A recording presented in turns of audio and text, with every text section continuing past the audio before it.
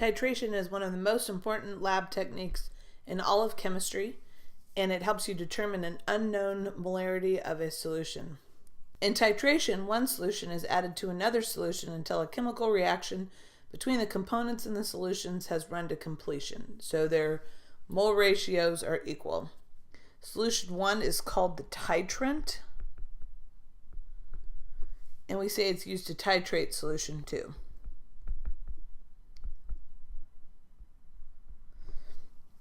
The completion of reaction is usually shown by a change of color by a substance called an indicator. And I've done a couple of indicator reactions for you in class, like the demo on the very first day of school. And there's a chart of various indicators in your packet. There's also several indicators that you can find in nature as well. So I'll post a link to a couple of charts and videos so you can see some of those. Titrations are used in analytical chemistry labs, which just means you're analyzing different solutions. So I've given you a couple of diagrams here that you need to label. So this is a typical titration setup. This is called a burette stand.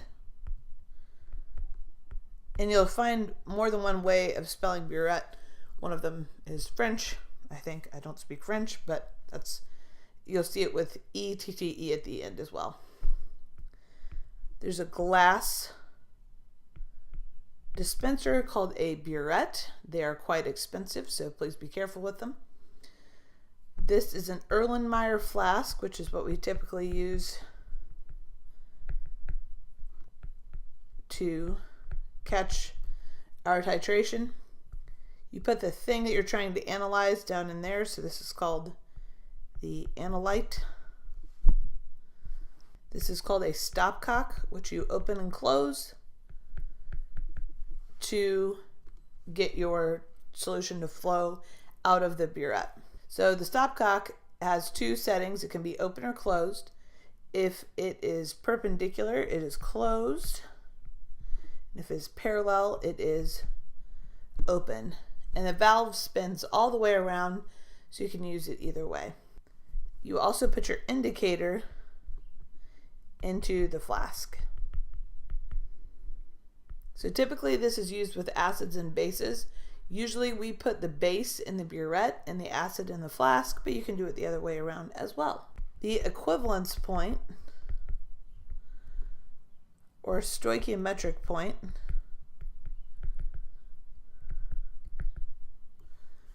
of a chemical reaction is the point at which chemically equivalent quantities of bases and acids have been mixed. So we're going to just use acids and bases that have a 1-to-1 ratio typically, but there are some acids and bases that have more than one proton in them. To figure out the total amount of titrant used, I'm going to show you how to do this. This is a really, really important skill. You record your initial volume. So I gave you a couple of examples here. You're going to read down the burette. So this is between 0 and 1. You're going to read the printed number, which is 0.567. So it would be 0.7. Then you get to estimate the last place. I'm going to say 0.73, but if you want to say something else, you're more than welcome to do so. The final volume, you read from the bottom of the meniscus, is going to be 49 point, it's 0.1, 0.2, 0.3, 0.4. So it'd be 49.3, I'll say 6. So determine the difference between those two, and that's your total volume of titrant used. Your total volume is 48.63 milliliters. Pause the video here and try the other set of readings. So your initial volume on the left is 9.62.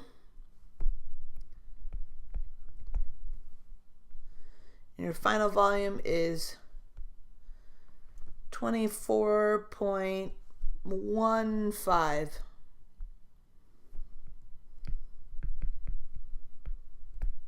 we get 14.53 total milliliters of solution. So usually we use an indicator. Sometimes you can titrate using precipitation as well. So you can determine the concentration of solution with titration through precipitation. When a reaction precipitates, it's making an insoluble compound. Let's do a couple of titration calculations. This is just stoichiometry, same stuff we've been doing for a long time, but an application of acid-base chemistry. So we have some students and they're titrating sulfuric acid and sodium hydroxide. So we need to write a balanced chemical equation. So we have aqueous sulfuric acid, all acids are aqueous, and sodium hydroxide. Every single acid-base reaction, no matter what, is going to make water, and then whatever else is left over, which in this case is sodium sulfate. Then we need to balance our chemical equation to make sure we have the right ratio of moles. Okay, then we need to figure out what we know and what we're trying to find. So what we know is that we've got 11.60 milliliters of 3 molar, which I'm going to go ahead and write moles per liter because I think it'll help you, sulfuric acid. We're trying to find the molarity of sodium hydroxide. And we know that it takes 25 milliliters to neutralize. So you don't want to start with a thing you're trying to find. You want to start with a thing that you know. So we're given two options. We have milliliters and we have moles per liter, which is molarity. So I told you never start a problem with molarity. We're going to start with milliliters. I'm going to change that to liters.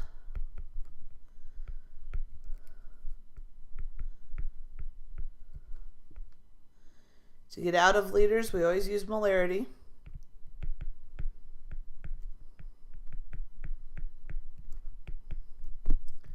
We have to look up at our mole ratio. So for every 1 mole of sulfuric acid, it takes 2 moles of sodium hydroxide. We want to know molarity. So molarity is moles per liter. We don't want to cancel moles, so we are going to put liters of sodium hydroxide in the bottom in the next spot. But we have it in milliliters, so we need to move the decimal place 3 places to the left to get liters.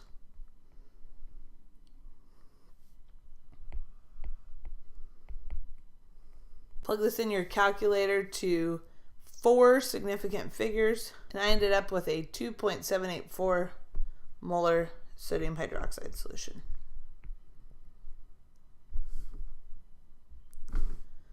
Pause the video, take about 5 minutes, and try to do number 2 on your own. Number 2, we have sodium hydroxide, which is a strong base, and acetic acid. So these will react. You'll get water and whatever else is left over, which is sodium acetate. And this one is a 1-to-1 ratio, so you don't have to worry about balancing your equation. Okay, what we know is mostly about sodium hydroxide. So we have a start volume and an end volume, and then we also know the molarity. So we know our molarity, and calculate total volume. We'll subtract these, trying to find the molarity of acetic acid. But we know that it takes 25 milliliters of acetic acid to react. So start with what you know, not what you're trying to find. So we know we have, it takes this many liters of sodium hydroxide.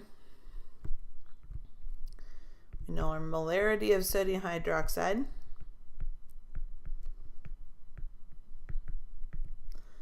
We know our mole ratio is 1 to 1.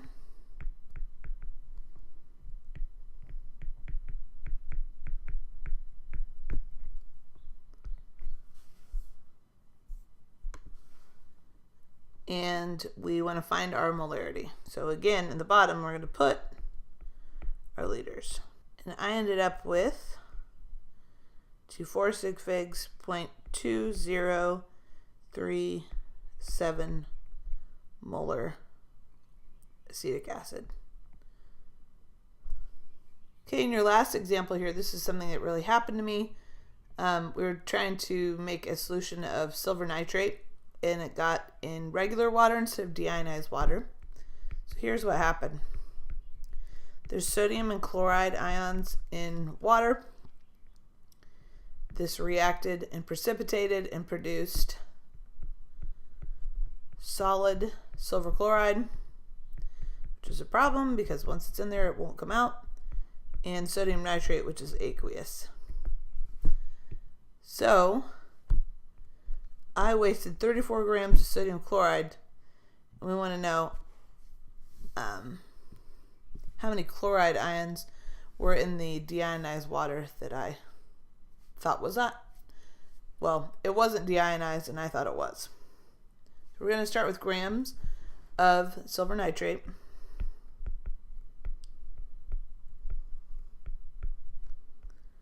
Molar mass of silver nitrate is 170.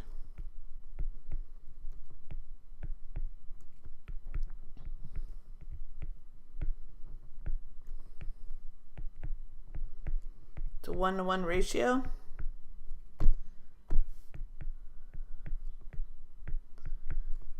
Now, for every mole of salt, there are 6.02 times 10 to the 23rd chloride ions in there.